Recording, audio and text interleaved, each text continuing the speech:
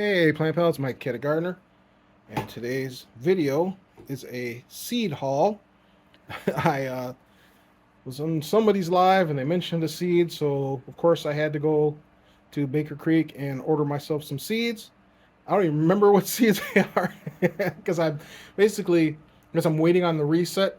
Well, I was waiting on the reset for my garden because I was battling the aphids. They're gone, and so I would like order the seeds and just kind of put them away because I didn't even want to look at the seeds until I actually had a chance to start planting them, and I've been restarting. So I'm very excited to open this and see what I have. Grab my handy dandy opener. Oh, didn't need it. They have a different style packaging now. Oh, well, that's pretty cool. Yeah, I guess it's been a little bit of a while since I've last ordered from them, where it just opens up kind of like a book. So that's pretty cool. So let me check to make sure there's no inventory slip or anything in here. If there is, get that out. Stop being nosy, creepers. All right. So I'm gonna grab this. There's nothing else in there. All right, set that aside, and we'll go through the seeds that I ordered. It's really cool that they got these sleeves and everything now. That's really cool. First, I'll take this sleeve pack out. So I saw they had sugar. I've grown Sugar Rush Peach before, and I see they have Sugar Rush Red. So of course I had to buy that. My free pack of seeds is the Merlot lettuce, which I really like to look at that. I'm gonna check that out. I might grow this because I've got about 5 new systems I got to review. So I might try growing that lettuce in it. This is a cardinal basil, which I've grown like lots of leafy type basils. I have 2 other bushy type basils and a dwarf variety basil that I want to grow that I haven't grown yet. So I'm pretty excited for that. So the herbs there. Oh, I was like, I didn't order this because I have in the past quite a few times. This is another free pack of seeds, the Hedu Tani Bok Choy. I have like 5 packs of these seeds, and I love growing it. It's pretty fun. It's a little teeny micro dwarf variety of bok choy, which grows really well in arrow gardens and grows great outside and stuff. The only thing I will say about this is you want to make sure that you use it in a unit where the light can go low so it doesn't get leggy on you, and it'll grow into a cute little head of bok choy. And you do have to harvest it.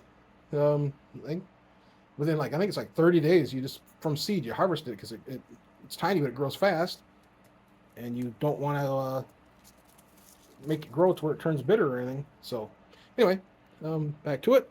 This is the Dazzling Blue Kale. I was gifted seeds from Tinog, Norton's Gardener. Of Not sure if she got hers from Baker Creek, but I love it so much I ordered some more seeds. This is what I originally ordered. It was the red onion Florence seeds. I want to try to grow onions in a container I'm gonna have protected so I don't get any kind of gnats or anything inside to bother them. I'm gonna let them grow inside for a year, and then next season I'll take them out as it starts, so that I can grow in Minnesota, which is a cold climate, and I'll have like about 3, sometimes if I get lucky, 4 months to grow outside. So I can't I can't just plant them in the ground. The ground turns, it gets to negative 45 degrees here sometimes, and for extended periods, and they would die. So we'll see. I planted garlic, and I'm hoping I covered it really well. I'm hoping that it might come up in the spring, but we shall see. There are other Minnesota gardeners that I know in the community, but they have greenhouses or other ways to they bring their crops inside. So yeah. Speaking of, this was a pumpkin spice jalapeno that F.R. Humphrey gifted me some seeds for, which I know I'll like, so I ordered some more seeds. While I was ordering, I might as well. And here's the last group of seeds here. I have orange spice jalapenos because I love them. So, of course, even though I'm saving a ton of seeds, I feel with all the things going on in the world right now, you can just never have enough. You know, just to be better safe than sorry.